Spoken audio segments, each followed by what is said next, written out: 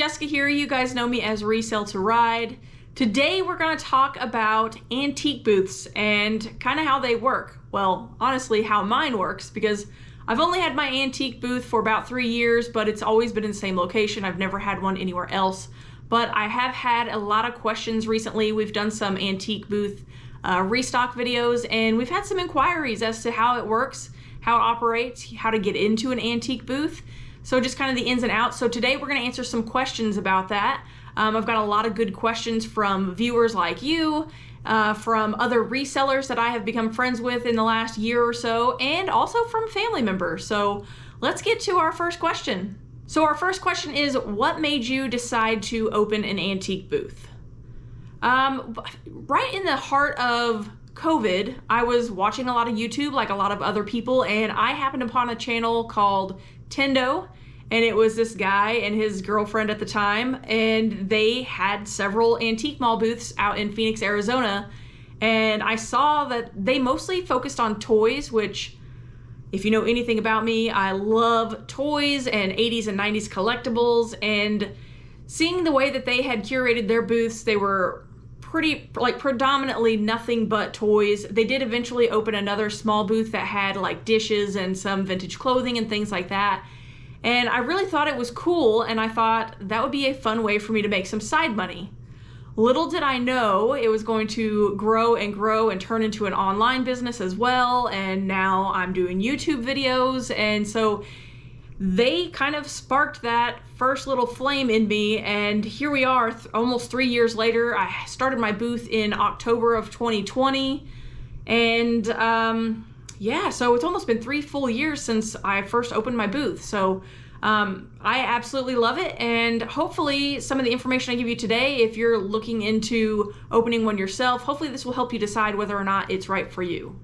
So question number 2, how did you find your booth, and how did you get in touch with the owner to inquire about renting a booth? Finding a booth can be a little tricky. I honestly just went to I went to 3 booths total, 3 different antique malls in total, and just honestly, I just walked up to the front counter and said, hi, I'd like to inquire about renting a booth space here, and get some more information on the process. How does it work?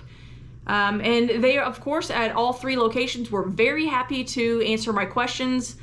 The first one that I went to is a little bit higher dollar, like a little more fancier of an antique mall here. It actually has a little restaurant inside, and it's very popular.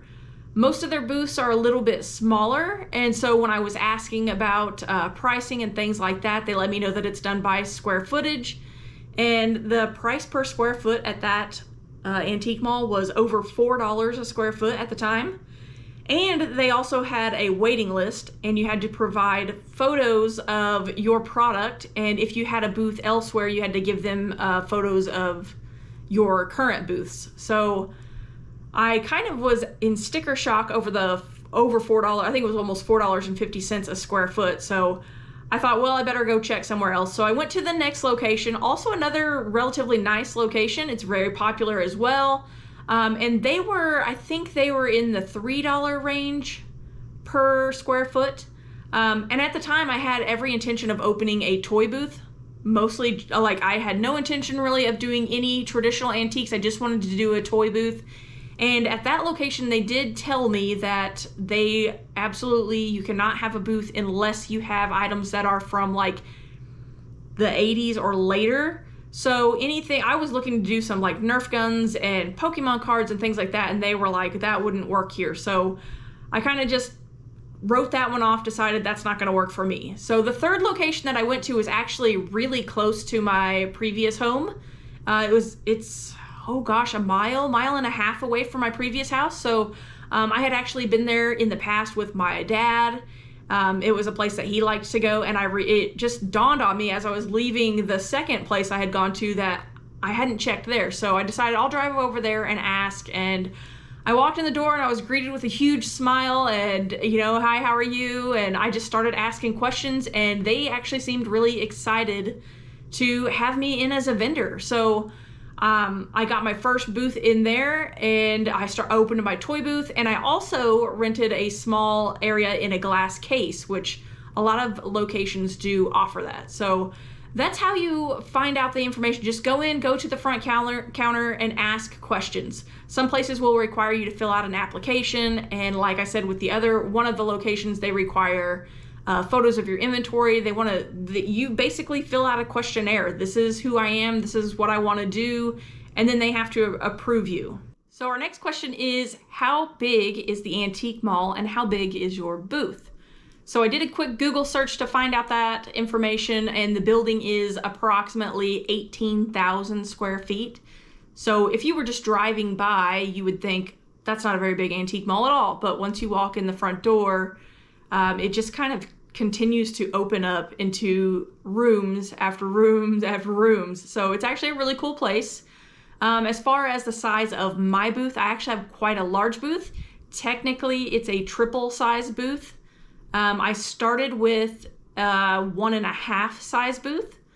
So I was really kind of excited about that, but also a little scared because it's hard to fill that much space when you're brand new. The actual square footage of my booth is 270 square feet. It's 36 feet long by 7.5 foot wide, and that is including our toy booth and our more like traditional antique booth all combined into one.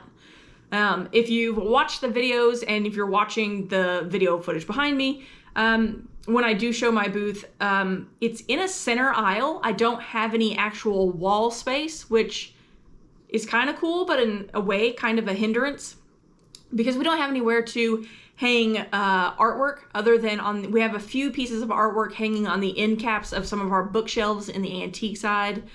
But the nice thing is when you walk one way down the side of our booth, you have to make a U-turn at the end and come back. So people actually see our booths twice. No matter where they turn around and come back, they have to see our booth twice. So to me, from a marketing standpoint, I think that works in our favor. As far as price of what we do pay $390 a month for all 3 booth spaces, which is technically combined into one giant booth. And we're allowed to split it up as we please. I kind of took over some of the real estate of that 3rd booth when I added it in, and when I added in the antique portion, and I just kind of slid the shelves for the toy booth back and made it a little bit bigger of a space because I have way more of that kind of product. So $390 a month divided by the 270 square feet comes to $1.44 per square foot. So based on some of the other locations that I looked at, like I said, that very first location I checked into was over $4 a square foot. When you think about the price difference, it is an insane difference. I would probably get like a 10 by 10 foot booth for the price that I'm paying now for 270 square feet. It's quite the difference. So I definitely got a really good deal. I think at the time that I got my booth, they were kind of really looking for people to come in, and I just got lucky. So our next question was, do you pay rent monthly? Are there any selling fees other than rent? And do you have to did I have to make a down payment or deposit for my booth? So yes, I do pay rent monthly. How that is paid is so initially when I first started my booth, I paid rent up front for the upcoming month. So I started in October, I paid October rent.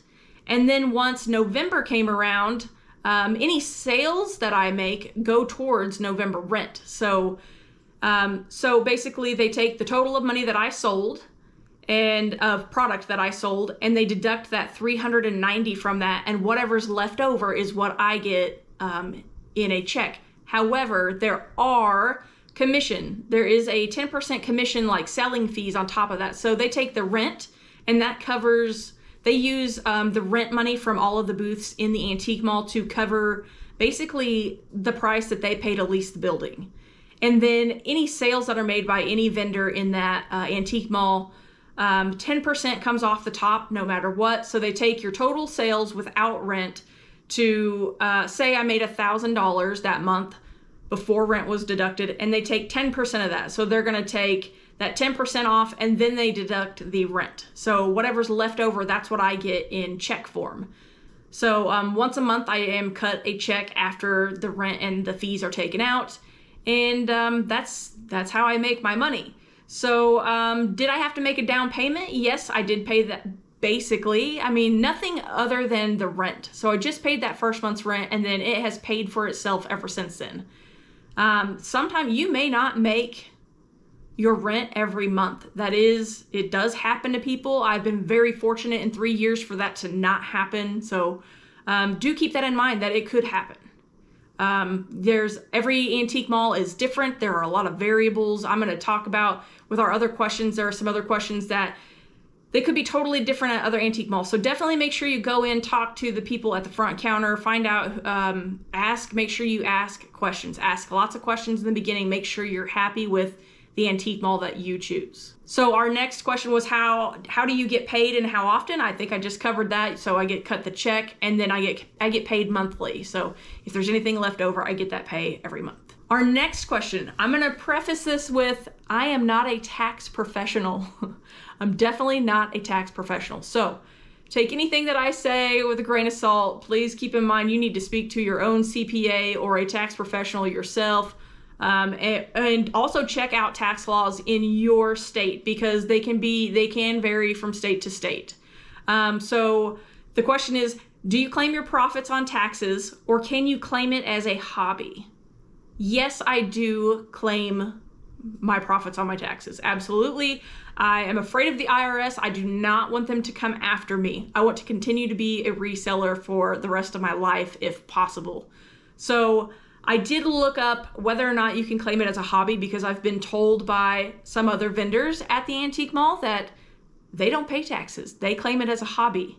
And I Googled to see what is the difference there. It has always made me nervous personally to claim as a hobby. I don't want the IRS to come and step in and say, but you this, that, or the other, and we're gonna take that money from you. So I claim everything, I pay the taxes on it. So I did Google it though, and the definition from the IRS, I won't say it's quote unquote. This is what I read off of the internet. Businesses operate to make a profit while hobbies are for pleasure or recreation. So in my instance, it's definitely a business. I'm not doing this as a hobby. I'm doing this to make money. I'm doing this to pay for my living wage. So if you're doing an antique mall for fun, I'm just gonna go put some stuff and see if anybody will buy it. I don't know. I feel like it's a really super gray area. To me, in my personal opinion, like I said, this is all opinion. In my personal opinion, it's a business, period. You're doing it to make money. You're not doing it for funsies, So definitely pay your taxes, guys. Pay your taxes. So our next question is, are you required to go daily or just often enough to maintain it? So the nice thing about having a booth that is run the way that the antique mall is where I am is I don't have to go in every day. I don't have to go in weekly if I don't want to. I could go in monthly. I wouldn't suggest that, but there are certain vendors that go in once a month or sometimes even longer spans than that. Because we have a toy booth, a lot of parents tend to leave their kids in our booth because it keeps their kids entertained while they go wander around and do some shopping. So our booth gets destroyed. We try to go in every week. Every once in a while we miss. Like today we went in and picked up a rent check, straightened some things up, picked up an item for my mom that she saw in the last video, and did our little walkthrough tour, and that was about it. But there was still a mess. We still had to straighten things. So I definitely suggest going in at least weekly once you have it set up and it's kind of running really well. In the beginning, I was going there 2 to 3 times a week because I wanted to make sure everything was on point. I did that for probably the first 6 months. I was in there a lot. Of course, it was less than 2 miles from my home, so it made it really easy. It was actually on my way to work, so I could plan like a 30-minute window, leave early for work and stop in and check on it and drop off a few things if need be. So I do recommend having a booth if you can as close to home. That way it doesn't feel like a hindrance. It doesn't make you not want to go in and check on it. So so the way it works though is I put a tag on each item and it has a little code on it. Mine is JF82, and then it has a price and then it has a small description. So I don't have to do any of the money collecting, none of that. Basically, people walk through, they find things, they take them to the front counter, and the person who's running the front counter, in my instance, is one of the owners. She writes down the tag number, what vendor it came from, writes down the price on each ticket, and that's how they keep track of what is owed to you at the end of the month. And in the last probably year and a half or so, they've started doing an online system where everything is updated. Like once a week, they go in and record any sales that I made throughout the week, and they have the little brief description and the price, and I know where I'm at for the month so far. How much have I made? Have I made enough to make my rent? I know what items sold, so I'm able to restock a lot easier. When I first started, it was not that way. It was kind of sell your stuff and then go in and check every once in a while, and you had to figure out what was missing, and that can be tough sometimes. And then not knowing how much you made until your paycheck is cut, it was tough, but that's the way it is. There are a lot of antique malls, I'm sure, that still operate that way, but it's amazing having that online access and being able to see around once or twice, sometimes twice a week, where we stand for the month. So the next question is, are you allowed to work at the antique mall, or are you required to work at the antique mall at any time during the month? Now, the reason why you would possibly want to volunteer your time to work is some places, which I've asked before, and they said if they needed help, they might holler at me and I could come in and work for X amount of hours and even just be working in my booth if need be. And as long as I help any customers that have questions, they would take a little bit off my rent. So that is an option for me if they need me. They do have one guy in particular that works there. I think he's there 5 or 6 days a week. So they really don't need additional help right now. But there are some booths, I've heard, some antique malls, I've heard that do require each vendor to work a couple of hours a month. And that's just part of it. Saves them labor of having to have someone else, paying a full-time employee. But that is a thing. I have heard that before. Ours doesn't do that, and to me, honestly, it's kind of a blessing because I'm not required to be there. So definitely make sure you ask that question if you're inquiring about a booth. Are you required to work any time there? Or is it an option to volunteer to work there some and get a little bit of money off of your rent? So that could be a big help in the long run. Our next question is, are you allowed to advertise for your booth, or does the antique mall do all of the advertising? So I actually asked that question early on because I wanted to advertise my booth on Facebook, and that was when I very first started. So I took some pictures of toys and such, some of the shelves, and put them, on Marketplace and said, this is my antique booth. If you'd like to buy anything, here is the address. You can go there. If you do that, it's really important to make sure you put in that post that it is a business. It is not cash only. It is not tax-free. If anything is purchased from your booth in the antique mall, that buyer is required by law to pay taxes. They have to cash out at the front with the register. So it's not like you can't walk in and say, hey, I bought this chair or this toy from this person. Here's the cash, will you give it to them? It doesn't work that way. So if you're going to do that, make sure you do note that in your listing. I don't do that anymore because I did make a couple of sales doing that, but I got a lot of crazy questions, a lot of people bugging me all hours of the night about it, and I just decided that was enough, and I deleted that post. Now I have my YouTube videos so people see stuff that way, and I've had a few people go and check out the antique mall just as a whole because of it. So that helps out for me. As far as the antique mall owners, they do advertise on Instagram a lot. If you want, you can go check it out. It's the Antique Co-op on, I don't know if the is in there. It may just be Antique Co-op on Instagram. Kayla, the girl that runs the front desk, she's one of the owners. She posts some really beautiful pictures on a regular basis. So, and they update all the hours, if they're going to be closed. Like today I'm actually recording this on Memorial Day. They post any holiday hours or anything there. So they do a lot of the advertising. Every once in a while they'll showcase my booth, or they showcase different booths. They get somebody new in, they'll show their booth. So I don't have to do too much advertising. Okay, so our next question is, how many items are in your booth? Are you required to keep a certain amount of items? And do you keep an inventory list? So I have a really large booth, like I mentioned earlier. As far as how many items are in my booth, I couldn't tell you. It's a lot. I would say well over 1,000 because I have such a large square footage. As far as keeping an inventory list, I don't keep an inventory list for anything that I resell. A lot of people really disagree with that, but in the way that I do things, I have over 1,800 items listed on eBay right now. If I had an item by item inventory of that written down somewhere, it would take me forever to do that. Now, if you did that from starting from scratch from the very, very beginning, it would be a lot easier to keep track that way, but I'm way too deep into it to start now. And honestly, everything that I have listed on eBay is listed there, so technically that would be an inventory. Now for my booth,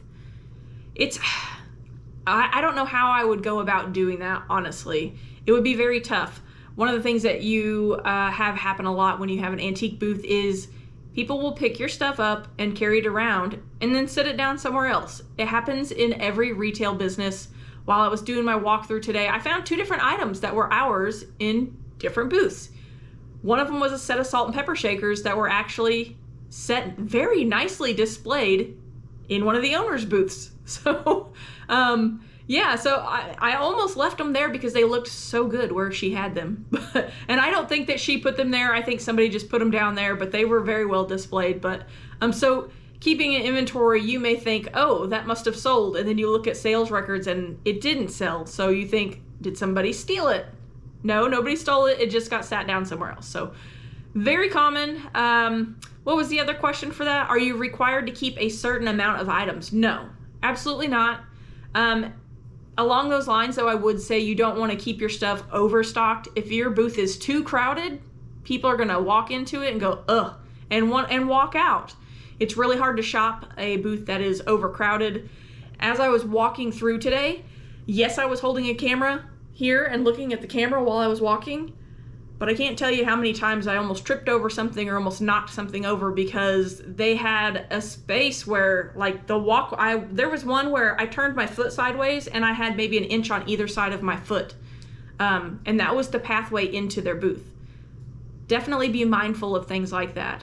We do have a family member that is in a wheelchair, and she's been there before, and it was tough. There were a lot of booths she couldn't go into because the vendor had such a narrow walkway, or they had, I walked in one today that had a really nice, it was a beautiful like punch bowl with glasses sitting inside of it on the floor. If I hadn't happened to look down at that moment, I almost kicked it. I would have broken it. So those are things you got to think about. Make sure that you are mindful of the people that are going to be walking through your booth. So let's see, what else? Yeah, definitely don't have it overstocked. You also don't want to have it understocked. If you don't have enough product in there, then you're not going to make enough money. You want to make sure you have a good variety. So next question is, are there any items you can't sell? Yes, the answer is yes. So in the antique mall where I am, and like I said before, it's going to vary everywhere you go. But in ours, they prefer that everything be vintage, which is understandable. If you have a few things that are newer, like I have a lot of video games, we have MetaZoo cards, Pokemon cards, what else do we have? Magic the Gathering and Yu-Gi-Oh cards. Those are, for the most part, considered not vintage. Some of them are, but that's not the majority of my inventory. As long as the majority of my inventory is vintage, then I'm good. As far as absolutely restricted items, I am not allowed to sell any weapons, and I think that's kind of explains itself. You don't want somebody to, if you had a gun or a knife or something in your booth, you don't want a customer to come in and use that to rob the place, or maybe steal it and go commit a crime somewhere with it. So they don't allow that at all, and I totally understand that. And then I'm not allowed to sell anything that has food in it, like actual food, and that's just to prevent. They don't have to have any kind of food selling licensing or anything like that, and it also prevents rodents. It is a very old building. It's, like I said, it's been there since like the 40s, so probably a lot of little places for critters to get in, and as long as there's no food in the building, then they're able to prevent that. So our next question, it kind of goes along the lines of inventory. Do you have any trouble with theft, and what happens if something is stolen? So yes, we have had theft in the past. I do have a good story about that I was told by the owner. But in the beginning, when we first started doing cards, or I should say when I first started doing cards, because it was before Xena came along, I was doing like a small little Ziploc type of bag, and I'd put 15 or 20 cards down into it, zip it shut, and then I'd put a piece of like note card, fold it in half over the top, kind of like a hang tag, poke a hole in it, and put it on a rack.